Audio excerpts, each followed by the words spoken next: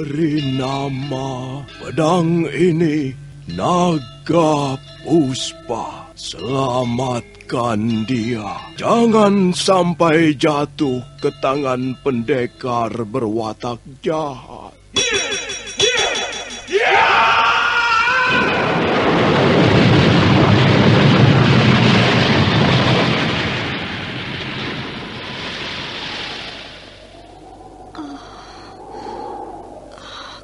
Kakang Kamandanu, kau masih juga tidak percaya bahwa aku mencintaimu. Meisin, maafkan aku, Meisin. Meisin. Meisin!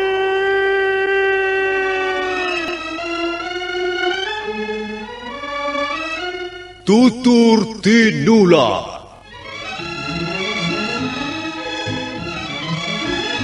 Sebuah sandiwara radio serial produksi Sanggar Cerita dan teater Sanggar Prativi. Sebuah kisah dengan latar belakang sejarah runtuhnya Singasari dan berdirinya Kerajaan Majapahit.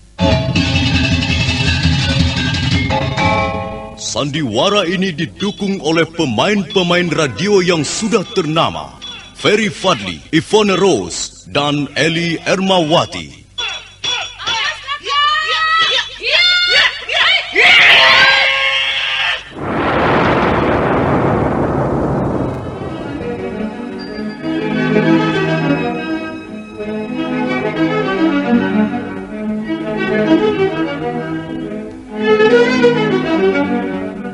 Cerita ini ditulis dan disusun oleh S. Tijab. Teknik dan montase dikerjakan oleh M. Pranoto dan Edwin Sutandi. Sutradara Bambang S. Kali ini mengetengahkan episode kedua dengan judul Kisah dari Seberang Lautan.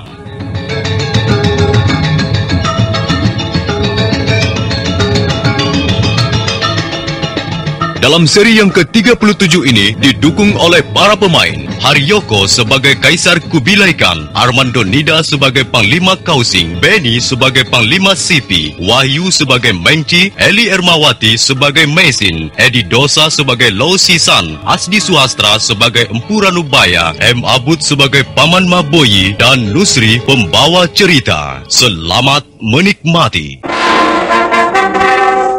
Kuil tua di wilayah desa Cambal di Bukit Kuansi diliputi kesunyian yang menegangkan. Cahaya obor yang digenggam para prajurit Mongolia menerangi halaman kuil dan pohon-pohon liar di sekitarnya. Mengci merasa aneh. Dia mendadak menjadi gentar begitu melihat pendekar Lo muncul dengan menggenggam pedang yang belum lagi dihunus. Sementara itu, di dalam kuil, Meisin dan Empu Ranubaya berusaha mencari jalan untuk meloloskan diri. Apakah Tuan melihat kesempatan untuk melarikan diri dari tempat ini?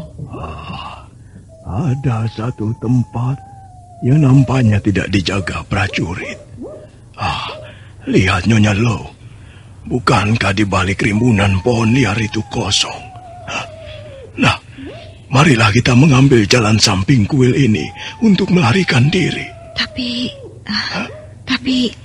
saya mengkhawatirkan suami saya, Tuan Ranubaya. Kali ini jumlah mereka cukup banyak. Nyonya Lo jangan khawatir. Suami Nyonya akan bisa mengatasi kesulitan. Percayalah. Ayo, mari Nyonya, mumpung masih ada kesempatan. Pendekar Lo, sekalipun kau mempunyai kepandaian tinggi, kau tidak akan bisa mengalahkan kami. Jumlah kami cukup banyak. Lebih baik kau menyerah. Dan mari ku antar menghadap Kaisar. Belum pernah ada ceritanya pendekar Lo menyerah. Apa kau ingin melawan Kaisar? Oh tidak, aku tidak pernah melawan Kaisar. Aku selalu taat pada pelaturan pemerintah Mongolia. Kalau begitu, kau tidak perlu melindungi orang itu. Mengapa tidak perlu? Dia bukan orang Mongol. Dia orang Singasali. Apa salahnya menjadi orang Singasali? Dia sudah menghina kita, menghina bangsa kita dan juga kekaisaran Mongolia. Dia patut dipancung. Tunggu dulu. Harus ada bukti sebelum memberikan hukuman. Bukti sudah lebih dari cukup, Tuan Lau. Apakah dia sudah dibawa ke sidang pengadilan? Itu tidak perlu. Mengci. Kalau kau menganggap rasa keadilan itu tidak diperlukan, nah, aku pun tidak perlu menyelah. Bagaimanapun aku akan melindungi orang yang tidak bersalah. Aku tidak peduli apakah dia orang Singasali, atau bangsa Tulfan, atau orang Han, atau bangsa Manchu. Semua manusia punya harkat yang sama. Dan mereka butuh perlindungan hukum dari siapa saja. Pendekar lo, hentikan khotbahmu itu.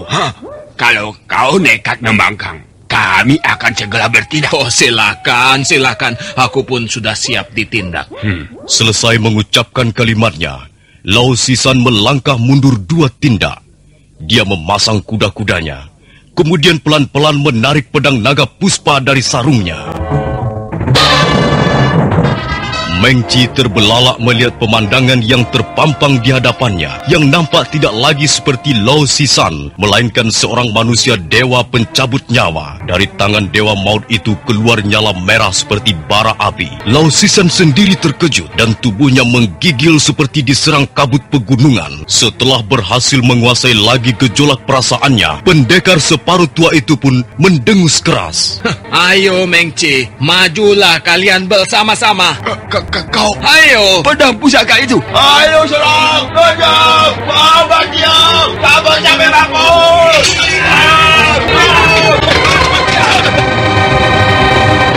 Kurang aja kau pendekar lo. Ayo Mengci, mengapa kalian berhenti menyerang? Ayo, majulah. Kalau ingin leher kalian putus satu persatu.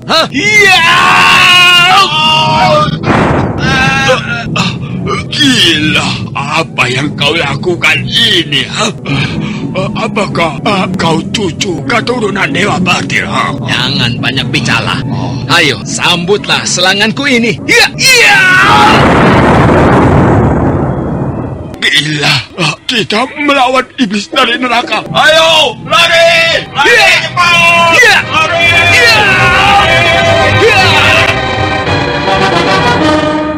Mereka kabul semuanya. Tak ada yang berani melawan aku. Luar biasa pedang ini. Mengerikan sekali. Aku seperti menggenggam senjata dewa pencabut nyawa. Pedang ini menjadi berat sekali. Beratnya semakin bertambah.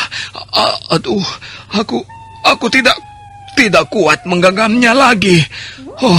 Tenaga dalamku seperti tersedot habis.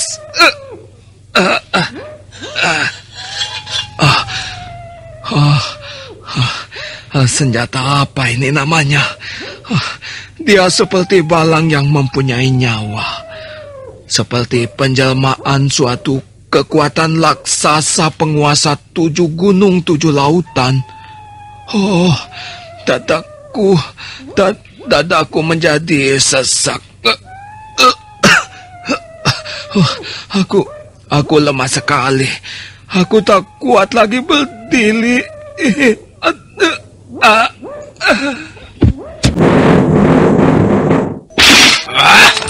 Goblok kau Pawia, goblok tolo. Tidak becus kerja. Mengapa kau bisa naik pangkat menjadi perwira? Mestinya kau menjadi prajurit seumur hidupmu. Kebau tolo.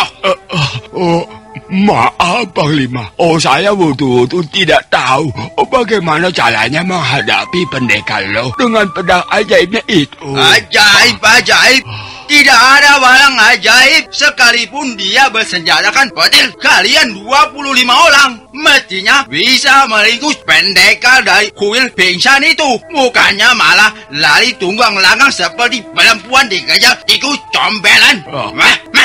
Memalukan, merusak citra prajurit Mongolia. Maaf Panglima. Kali ini saya Sudah. Hidup mau enak tapi tidak wajib kerja. Manusia macam apa kau itu, Mengci? Ayo, ikut aku sekarang. Matahari sudah terbit, wajahnya yang merah kekuning-kuningan muncul dari punggung gugusan Bukit Homosan. Panglima Sipi dengan diiringi Mengci bergegas menuju ruangan besar dan mewah di mana Kaisar tinggal. Seorang prajurit jaga mengatakan bahwa Kaisar sedang menerima Panglima Kausing di ruangan pribadinya. Mengci, kita sudah terlambat. Oh iya. Panglima Kausing sudah lebih dulu menghadap Kaisar. Lalu apakah kita akan menunggu Panglima? Tidak. Aku tidak mau menunggu. Keadaan kita semakin tersudut kalau hanya diam menunggu. Kita harus segera melaporkan kejadian ini kepada Kaisar.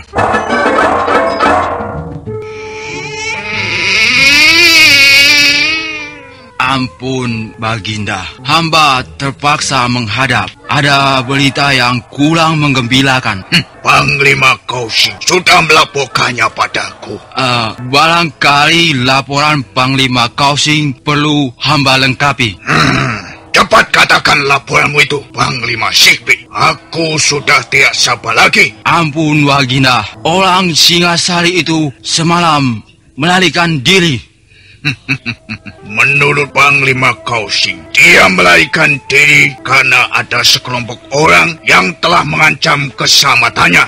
Iya, mungkin saja pendapat Panglima Kausing benar. Tapi harap Baginda ketahui, pelarian itu telah membawa korban sejumlah prajurit. Ada lebih 10 prajurit Mongolia tewas ketika sedang berusaha menangkapnya.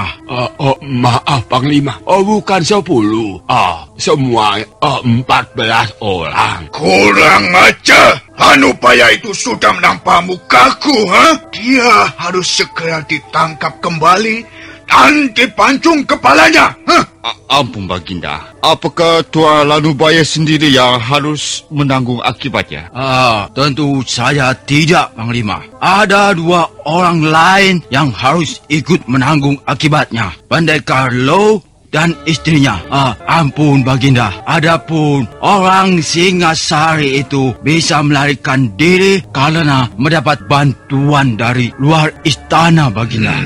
Orang-orang yang membantu itu pun harus dipancung, Ampun Baginda, kalau kita mau bertindak adil, hendaknya mengusut peristiwa ini dari awal. Mengapa Tuan Lanubaya mau melarikan diri? Bukankah dia sudah berjanji mau menyerahkan senjata pusaka pada Baginda Kaisar? Tidak, senjata itu bukannya mau diserahkan pada Kaisar. Senjata itu justru diberikan kepada pendekar Lo untuk membunuh prajurit-prajurit kita. Pasti ada yang tidak beres. Tidak ada yang tidak beres, Panglima. Kecuali orang Singasari itu. Dia orang asing di negeri ini. Dia tidak berteman dan hanya sendirian. Mana mungkin dia bermaksud melawan pemerintah Mongolia kalau tidak ada alasan yang kuat. Cukup. Ampun Baginda. Hendaknya Baginda menyelidiki dulu peristiwa sampai tuntas. Sampai ketemu ujung pangkalnya peristiwa. Kausing, kalau kau masih bicara atas namamu sendiri dan tidak mengindahkan lagi kaisarmu, nasibmu akan sama dengan Ranubaya. Ampun Baginda, hamba terlalu lancang. Hamba mengaku bersalah, Baginda. Sekarang dengarkan. Ini perintah yang tak boleh dibantah. Hari ini juga Ranubaya harus ditangkap. Kalau dia bersikap lunak, bawalah ke hadapanku dengan tangan diikat. Tapi kalau dia masih mau melawan, tak usah kau bawa dalam keadaan hidup. Cukup kau serahkan kepalanya saja.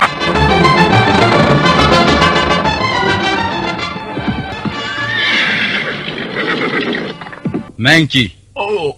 Iya Panglima. Kau mengatakan bahwa pendekar Lo datang ke istana bersama istrinya. Dari mana kau tahu itu? Kami semua bisa melihat bahwa wanita itu pun mempunyai ilmu silat yang cukup tinggi. Siapa lagi? Wanita yang juga seorang pendekar. Kalau bukan putri pendeta mah dari kuil pingsan. Kalau tidak salah, namanya Mesin, Panglima. Jadi, pendekar Lo sudah mengawini putri pendeta kuil pingsan. Benar, Panglima. Kalau begitu, sekarang kita ke kuil pingsan. Kita cegat mereka di sana.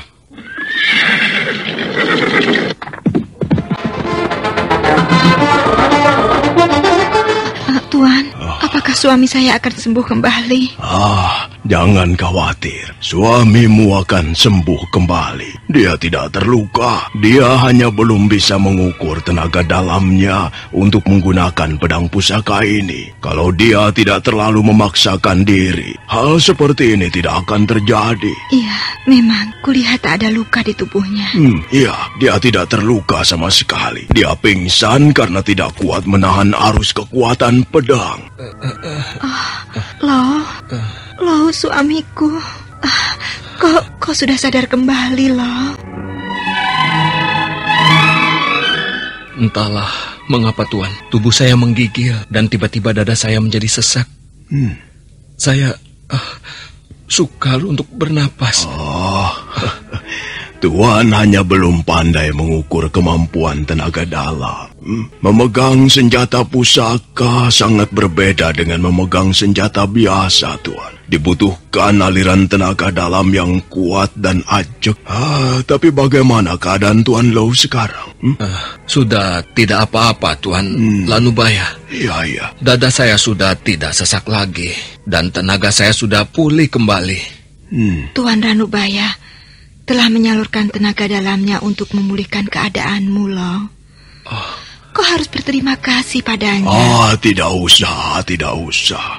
Saya yang harus berterima kasih pada Tuan dan Nyonya. Bukankah semua ini kalian lakukan untuk menolong saya? Lo, perasaanku tidak enak. Tiba-tiba aku ingat ayah. Iya, kemungkinan besar mereka pergi ke kuil pingsan. Ayah kami tinggal di kuil pingsan, Tuan. Iya. Beliau seorang pendeta. Begitu. Apakah kuil itu jauh dari sini? Iya, cukup jauh juga. Mari kita pulang, Lo. Aku sangat mengkhawatirkan keadaan ayah.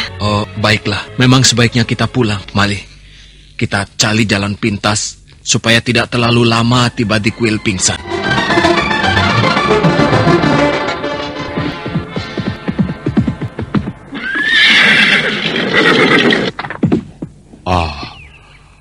Tuan Panglima. Inilah kuil pingsan, Tuan Panglima. Iya, aku sudah tahu. Mari kita masuk. Kita berdua saja. Yang lain biar menunggu di luar. Baik, Panglima. Perintahkan pada mereka agar menjaga-jaga di luar. Baik, Panglima. Hoi, kalian semua menunggu di luar. Kalian harus tetap siaga. Awasi jangan sampai ada yang lolos dari kuil ini. Kami akan menggeledah ke dalam. Selamat datang, tuan-tuan. Selamat datang di kuil pingsan. Kau pendeta di kuil ini? Nama saya Maboi. Orang-orang biasa memanggil saya Paman Ma. Paman Ma. Apa hubunganmu dengan pendekar Lo? Lo Shisan. Dia itu menantuku. Dia suami Meisin, putri angkatku. Ada apa dengan dia? Apakah selama ini dia tinggal di sini? Oh ya, dia tinggal di sebelah, di bangunan tambahan kuil ini. Apakah sekarang dia ada di sini? Tidak. Saya tidak melihatnya sejak kemarin pagi. Ada persoalan apa, Tuan? Dia sekarang sudah menjadi buronan pemerintah. Kalau Paman Ma tidak ingin mendapat kesulitan, tunjukkan di mana mereka berada. Buronan pemerintah. Iya. Apakah dia terlibat kejahatan? Iya. Dia telah berani melindungi orang asing dari kejaran prajurit-prajurit Mongolia. Paman Ma, kalau kau mau berjasa pada pemerintah Mongolia, cepat tunjukkan di mana mereka bersembunyi. Tapi saya benar-benar tidak tahu. Mengci. Iya. Kita tak punya banyak waktu lagi. Cepat, geledah kuil ini. Periksa sampai ke sudut-sudutnya. Baik. Jangan sampai ada kolong atau lorong yang terlewatkan.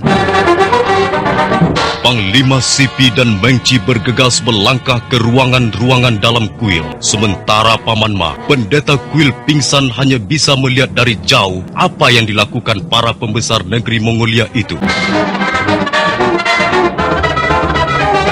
Panglima Sipi dan Mengci menggeledah kuil pingsan. Seluruh ruangan, sudut-sudut dan kolong diperiksa. Paman Ma atau pendeta Maboi tidak bisa berbuat apa-apa. Hanya melihat saja kuilnya diaduk-aduk oleh dua orang pembesar negeri.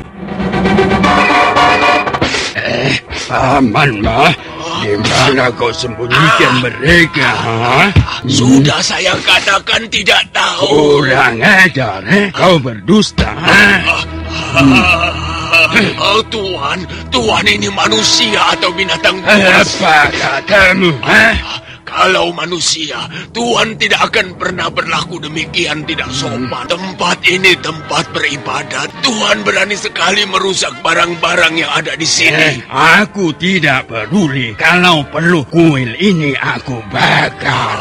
Tuan memang bukan manusia. Tuan binatang buas. Tutup mulutmu. Berani sekali lagi berbuat lancang, kubunuh kau. Mengapa tidak berani? Adalah dosa besar kalau sampai aku tidak berani berkata benar. Jadi kau mau melawan kami, ha? Iya, aku akan melawan siapa saja yang berani merusak tempat suci ini. Kau datang dengan tidak sopan, kau berkata-kata kasar, dan sekarang merusak barang-barang di kuil ini. Kau tendang tempat penyimpanan dupa itu, kau gulingkan meja sembahyangku. Kau manusia tidak punya peradaban. Aku tidak akan diam. Aku harus membela harga diriku, membela kesucian tempat ini. Sudah bertahun-tahun kuil ini kupelihara, dan sekarang kau datang untuk merusaknya. Ingat, kau seorang pendeta. Mengapa marah-marah seperti itu? Pendeta juga seorang manusia biasa. Aku juga bisa marah dan tersinggung. Kalau kau tersinggung, silakan. Kau mau apa? Halo, kau mau ini?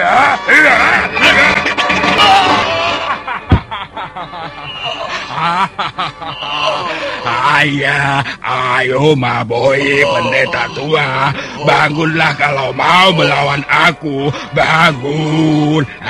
Manusia terkutuk, para dewa akan menghukum perbuatanmu yang amat hina ini. Ada apa dengan pendeta itu, Mengci? Tuan Panglima, dia mau melawan kita. Apa dia tidak takut berhadapan dengan kekuasaan Kaisar? Aku tidak pernah takut pada siapapun dan pada apapun. Selama aku anggap benar, aku akan melawan segala bentuk penghinaan dan penindasan. Jadi kau mau melawan Kaisar Kublai Khan yang agung, Kublai Khan juga seorang manusia yang tidak luput dari kesalahan. Dan terbukti, sekarang dia bersalah besar. Dia telah mencemarkan namanya sendiri dengan menyuruh kalian merusak dan mengotori tempat suci ini. Kau pendeta busuk. Sudahlah, Mengci. Sudahlah. Tak ada gunanya melayani pendeta itu. Mengapa kau tidak mau bertelus telang saja? Kau tidak ingin berjasa pada negaramu? Tidak. Setelah kau aduk-aduk, setelah kau cemari kuil ini, aku tidak akan membantu kalian. Kalau begitu, kami akan berbuat kelas. Jangan kau menyesali tindakan kami ini. Mengci? Iya, Panglima. Ikat dia dan panggil 2 atau 3 orang prajurit untuk mencambuk punggungnya. Kita sudah sampai, Tuan Lanubaya. Bangunan di leleng bukit itulah kuil pingsan. Nampaknya ada banyak prajurit berkuda di kaki bukit. Iya. Mungkin mereka prajurit-prajurit Mongolia yang ditugaskan menangkap kita. Jumlah mereka sekarang banyak sekali. Sepertinya tidak kurang dari 200 orang. Saya kira Kaisang sudah turun tangan. Keadaan kita tambah gawat. Tuan Lo harus segera melihat kuil. Iya, saya takut ayah mengalami sesuatu yang buruk. Apakah ada jalan rahasia untuk sampai ke kuil, Tuan? Hanya jalan rahasia? Ya. Ada. Kita bisa memanjat dinding tebing sebelah timur. Itu berbahaya sekali, Mesin. Kalau jatuh, kita akan langsung diterkam gelombang lautan yang menghempas kalang. Tapi bagaimana dengan ayahku, loh? Kita tidak bisa tinggal diam di sini, bukan? Iya. Memang sebaiknya Tuan segera pergi ke kuil. Dan Tuan? Saya bisa menunggu di tempat ini. Baiklah, kita tidak mempunyai pilihan yang lain. Aku khawatir mereka memperlakukan ayah dengan semena-mena setelah tidak berhasil menemukan kita. Mesin. Iya, Lo. Mari. Ayo. Tunggu, Tuan Lo. Tunggu. Bawalah pedang ini untuk membela diri.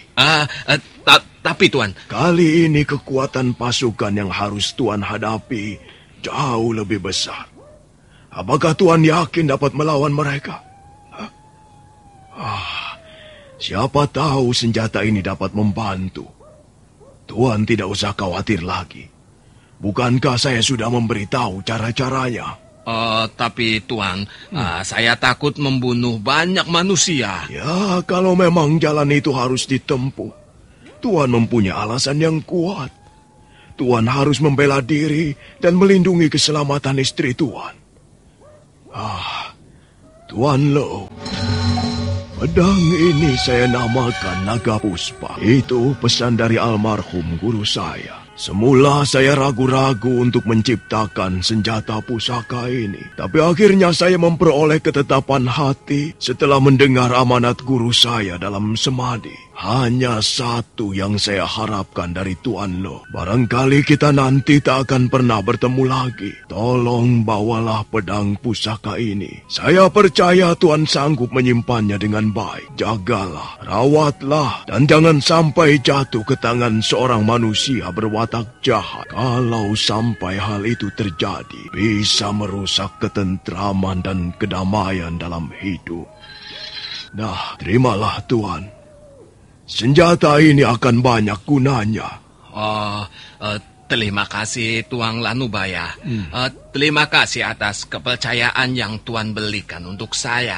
Sudahlah Tuan. Tuan harus segera berangkat.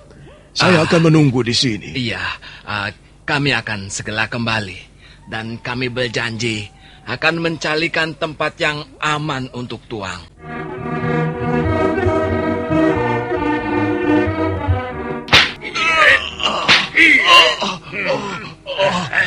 Aduh, kalian sungguh biadab. Kami hanya ingin menunjukkan bahwa kami bisa berbuat kejam terhadap seorang pembangkang. Pendeta tua, kalau kau masih juga tutup mulut, tidak bersedia membantu kami, sebentar lagi, kulit punggungmu akan terkelupas. Terserah apa yang akan kalian lakukan. Aku tidak akan kerjasama dengan orang-orang macam kalian. Jadi, kau tetap akan menyembunyikan bulonan itu?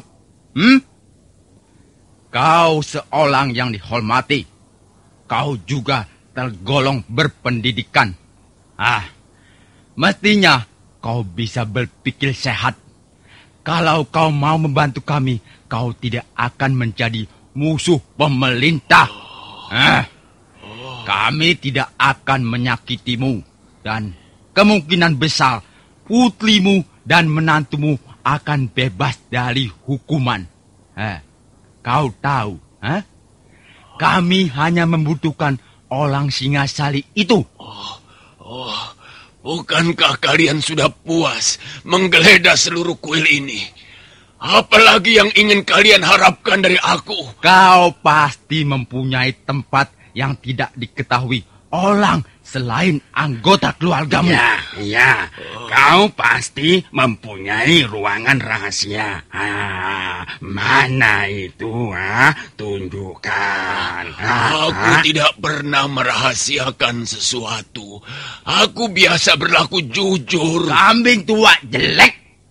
Sikapmu semakin menyebalkan saja. Mengci. Beres, Panglima. Hentikan! Kalian ini manusia atau serigala, ha? Tidak sepantasnya kalian menyakiti orang tua seperti Paman Ma. Apa salahnya? Panglima Kausing, kau tunggu saja di luar. Biar kami yang akan mengolek keterangan orang tua ini. Bukan itu caranya mengolek keterangan. Pergunakanlah cara yang manusiawi. Jangan seperti kelelawar yang haus darah. Panglima, kau hanya ditugaskan menyertai rombongan pasukan. Akulah yang harus bertanggung jawab tertangkap atau tidaknya pelarian itu. Tapi aku tak bisa membiarkan cara-caramu yang rendah. Kita harus menjaga citra prajurit Mongolia yang baik. Ingat, Panglima Sipi, sekalipun pimpinan pasukan pengejaran ini kau, tapi aku punya suara di depan Kaisar. Kalau sampai orang tua itu mati akibat penganiayaan, kalian bisa mendapat kesulitan. Panglima Kausing, mengapa kau tidak menunggu di luar saja? Ya, baiklah. Baik, terserah. Aku akan menunggu di luar. Tapi kalau sampai terjadi apa-apa dengan Paman Ma, aku pun tidak bertanggung jawab. Silakan kalian menyiksa orang itu. Silakan bunuh sekalian. Aku tidak ambil peduli. Nah, bagaimana Paman Ma? Kau masih juga tidak mau membantu kami. Aku hanya akan membantu kebajikan. Ulang ajal benar. Berani kau melendahkan Panglima Pelang Mongolia? Mengci, aja lagi kambing boduk ini. Hajal sampai punggungnya sobek. Baik, Panglima.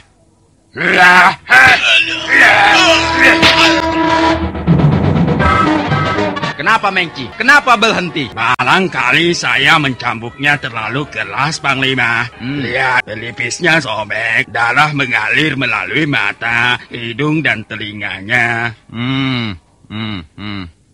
Kalau sampai dia mati, berarti usaha penangkapan ini kemungkinan besar akan gagal. Tapi dia belum mati, Panglima.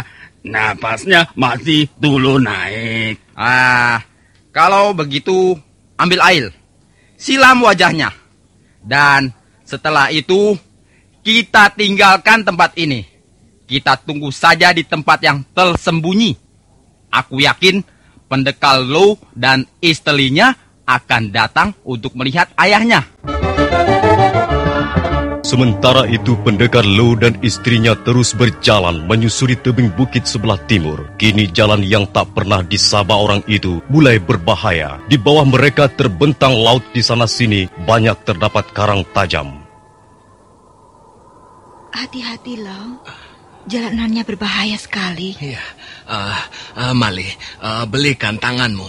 Awas, pelan-pelan. Iya, jangan melihat ke bawah, Mei. Nanti kau ngeli dan bisa tercebur ke laut. Kakiku pegal sekali. Kau mau ku gendong? Tidak, Lo. Sudahlah, ayo jalan lagi. Ya, peganglah tanganku. Jangan kau lepaskan ya. Kalau kita sudah bisa melewati tonjolang bukit yang di depan itu, kita akan segera sampai di kuil. Lao Sisan dan Meisin terus merayap menyusuri pinggang bukit. Dan benar, setelah tonjolan bukit bisa mereka lewati, sebentar kemudian mereka pun tiba di halaman belakang kuil Pingsan. Selasa mau putus nafasku, Lo. Iya, ayo. Sekarang kita masuk ke dalam. Aku khawatir keadaan ayah. Ayah, lihat, Lo. lihat. Ayah luka-luka di tubuhnya. Ayah. Ayah. Benar dugaanku. Pasti mereka telah menyiksa ayahmu setelah gagal menemukan kita. Ayah. Ayah. Bagaimana ayahku ini loh? Tolonglah ayahku. Dia terluka parah. Siapa kalian? Aku putrimu, ayah. Aku Meisin. Meisin? Aku... Ayah, mereka telah menyakiti ayah. Mereka itu orang-orang jahat. Mereka...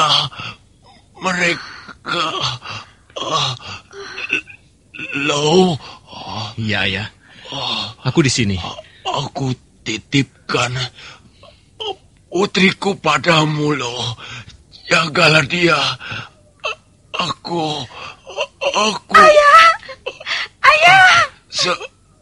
Selamat tinggal, anak. Tidak! Mei, sudahlah. Ayah akan sembuh kembali. Mei.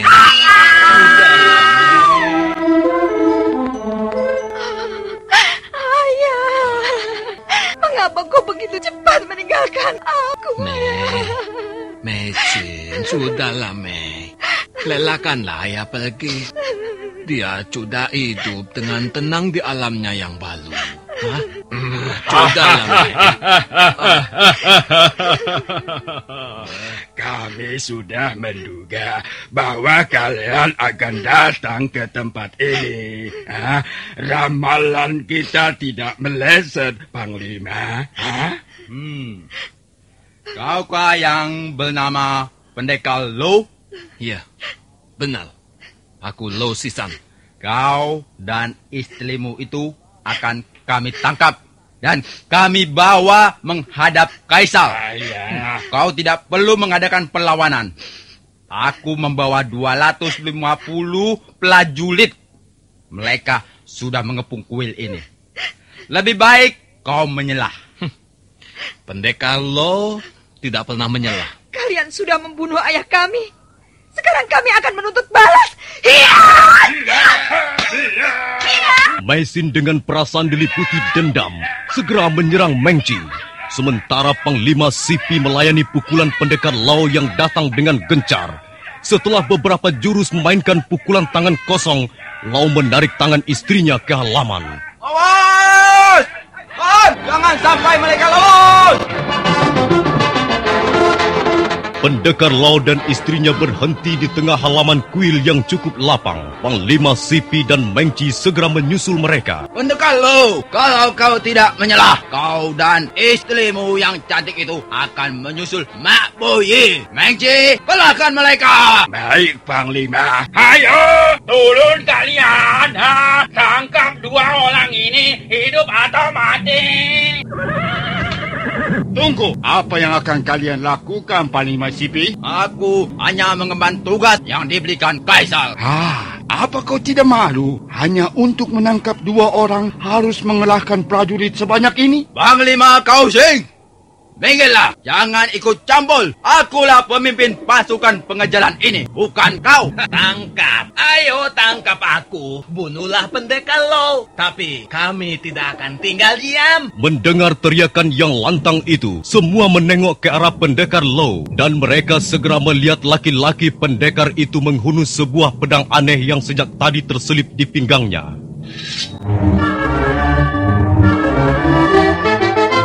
Pendekar Lao berdiri dengan perkasa di tengah halaman kuil. Tangan kanannya seolah menggenggam bara api yang tengah menyala. Panglima Sipi, Panglima Kausing tersentak dan untuk sesaat hanya bisa menahan napas. Mengci yang sudah tahu kedahsyatan pedang naga puspa mundur beberapa langkah. Nah, para pendengar sekalian, bagaimana kelanjutan kisah ini? Silakan mengikuti seri berikutnya. Sampai jumpa.